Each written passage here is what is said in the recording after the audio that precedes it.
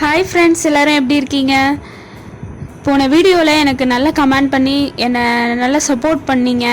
உங்கள் எல்லாத்துக்கும் ரொம்ப நன்றி. கண்டிப்பாக நான் அடுத்தடுத்து நல்ல வீடியோக்கள் போடுவேன். என்னை தொடர்ந்து சப்போர்ட் பண்ணிக்கிட்டே இருங்க.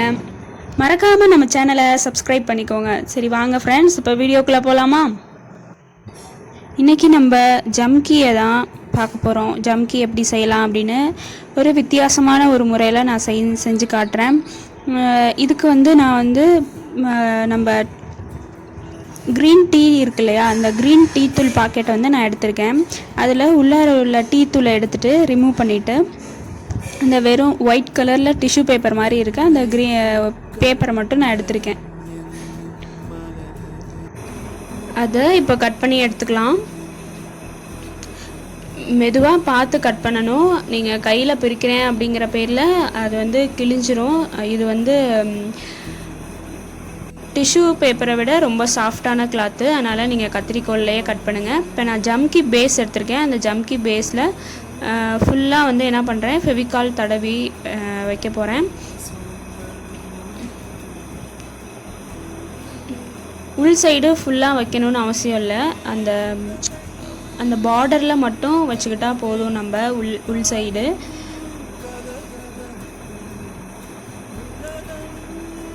இப்போ ஃபுல்லாக நான் தடவிட்டேன்.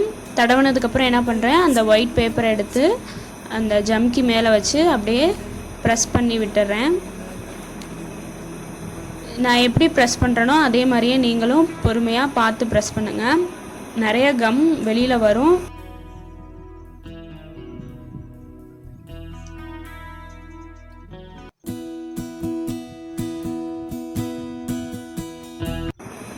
இப்போ மீதி இருக்க பேப்பரை என்ன பண்ணிடலாம், நம்ம கட் பண்ணி வெளியில் எடுத்துடலாம்.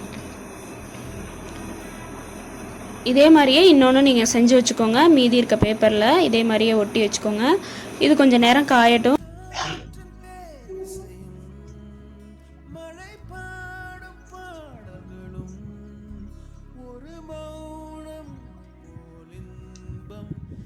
இப்போ நான் பண்ண மாதிரியே உள்பக்கமும் அதே மாதிரியே நீங்கள் ப்ரெஸ் பண்ணி வச்சுக்கோங்க. இப்போ ஒரு ஒயிட் கலரில் அழகாக நம்மளுக்கு ஒன்று கிடச்சிருச்சு இல்லையா? இப்போ என்ன பண்ணுறோம்,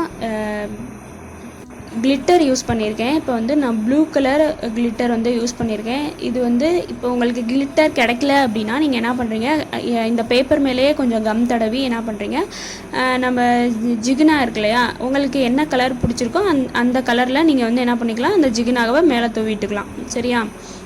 இது கொஞ்சம் ஷைனிங்காக இருக்கும் அப்படிங்கிறனால நான் கிளிட்டர் யூஸ் பண்ணியிருக்கேன்.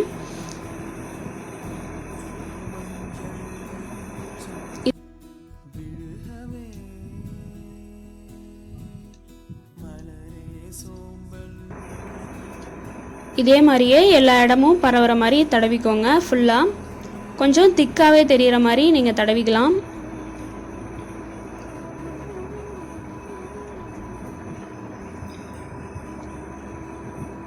பாருங்கள், ஃபுல்லாக நான் ஒட்டிட்டேன்.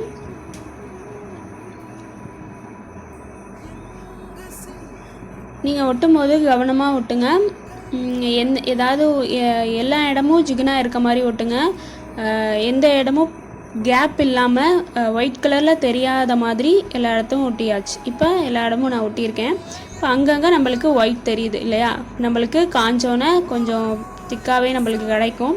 இப்போ என்ன பண்ணுறேன், ஒரு ப்ளூ கலர் சாக் பீஸ் எடுத்திருக்கேன். அந்த சாக் பீஸை ஃபுல்லாக அந்த இதில் லைட்டாக நான் தடவிடுறேன்.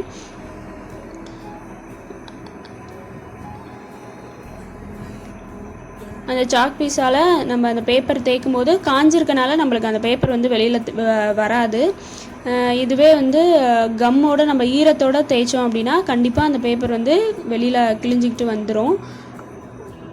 பாருங்கள், ஃபுல்லாக நான் தடவிட்டேன். இப்போ என்ன பண்ணலாம், ஒரு துணியை வச்சு நம்ம இதை தொடச்சி விட்டுக்கலாம். சரியா? அந்த கிளிட்டர் தெரியணும் இல்லையா, அதுக்காக நம்ம இதை துணியை வச்சு மேலே துடைக்கலாம். கவலைப்படாதீங்க, கிளிட்டர் வெளியில் போகாது. அந்த ஜிகினா அங்கேயே தான் இருக்கும். இந்த சாக் பீஸ் யூஸ் பண்ணுறனால நம்மளுக்கு ஒரு திக்னஸ் கொடுக்கறதுக்காக நான் இதை யூஸ் பண்ணியிருக்கேன். மற்றபடி ஒன்றும் இல்லை. இப்போ ரெண்டு ஜம்கி ரெடி ஆயிடுச்சு. அதுக்கப்புறம் ஐபின் எடுத்திருக்கேன். ஐபின் ஹூக் எடுத்திருக்கேன். அதுக்கப்புறம் அதே கலருடைய பால்ஸ், ஒரு ப்ளூ கலர் பாலும் ஒரு கோல்டன் கலர் பாலும் நான் எடுத்திருக்கேன். இந்த ஒயிட் கலர் பாலை இந்த நான் போட்டிருக்க மாதிரியே அந்த ஐப்பின்குள்ளார நுழைச்சி நம்ம ஐப்பின் வெளியே வராதபடி இந்த ஜம்கி பேஸில் வந்து நம்ம நுழைச்சிக்கலாம். நான் பிடிச்சிருக்க மாதிரியே உள்பக்கமும் வெளிப்பக்கமும் அழுத்தி பிடிச்சிக்கோங்க. அப்போ தான் நம்மளுக்கு ஒவ்வொரு மணி நம்ம கோக்கும் போதும் நம்மளுக்கு வந்து டைட் கிடைக்கும்.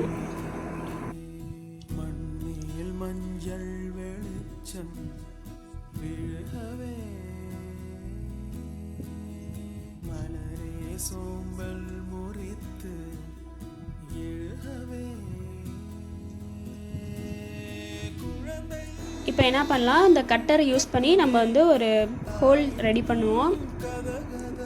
நான் பண்ணுற மாதிரியே பண்ணுங்க.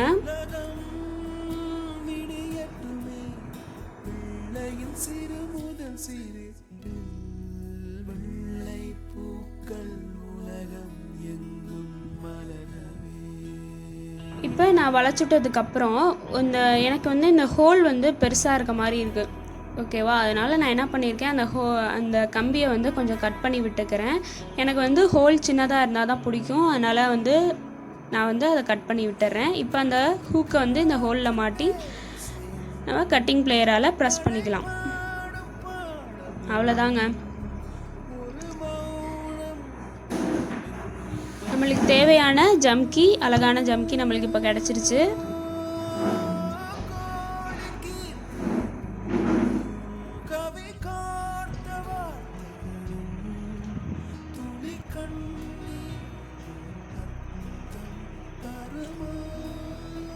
இப்போது அழகாக நம்மளுக்கு கிடச்சிருச்சு. இருந்தாலும் நம்மளுக்கு வந்து பார்க்க ஷைன் கொடுக்கல இல்லையா? சாக் பீஸ் நம்ம யூஸ் பண்ணனால ஷைன் கொடுக்கல. நம்ம திருப்பி என்ன பண்ண போகிறோம், கிளிட்டரை, அதே கலர் கிளிட்டரை நம்ம வந்து மேலே அப்ளை பண்ணி ஷைனுக்காக நம்ம பண்ணுறோம். சரியா?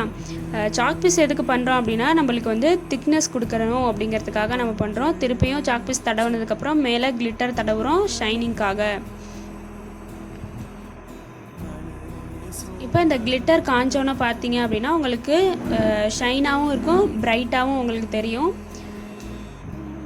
இது ரொம்ப சிம்பிளான இயரிங் தான், இருந்தாலும் நீங்கள் மேட்சிங்கான ட்ரெஸ்ஸுக்கு போட்டிங்க அப்படின்னா ரொம்பவே நல்லாயிருக்கும். நீங்கள் கேட்கலாம், ஏன் ஒயிட் கலர் தானே ஜம்கி பேஸும், இப்போ ஒயிட் கலர் பேப்பரே ஒட்டி இது பண்ணுறீங்களே, அதுக்கு பேப்பர் ஒட்டாமல் அந்த ஜம்கி பேஸ் மேலே நம்ம ஜிகினா ஒட்டிக்கலாம்ல அப்படின்னு கேட்கலாம். ஆனால் அந்த ஜிகினா வந்து நான் வந்து கிளிட்டர் யூஸ் பண்ணியிருக்கனால அது வந்து அந்த ஜம்கி பேஸ் மேலே ஒட்டாது. ஏன்னா ஜம்கி பேஸ் வந்து வளவளப்பாக இருக்கனால நம்மளுக்கு ஒட்டாது. இதுவே நீங்கள் ஜிகினா யூஸ் பண்ணிங்க அப்படின்னா அந்த மேலே பேப்பர் நான் யூஸ் பண்ணியிருக்கேன்ல அது போடணுங்கிற அவசியம் இல்லை. சரியா? இப்போது நம்மளுக்கு அழகாக பியூட்டிஃபுல்லான ஒரு இயரிங்ஸ் ரெடி ஆயிடுச்சு. இந்த வீடியோ உங்களுக்கு பிடிச்சிருந்துச்சுன்னா லைக் பண்ணுங்கள், ஷேர் பண்ணுங்கள், கமெண்ட் பண்ணுங்கள், முக்கியமாக சப்ஸ்கிரைப் பண்ண மறந்துடாதீங்க. ஓகே ஃப்ரெண்ட்ஸ், தேங்க்ஸ் ஃபார் வாட்சிங்.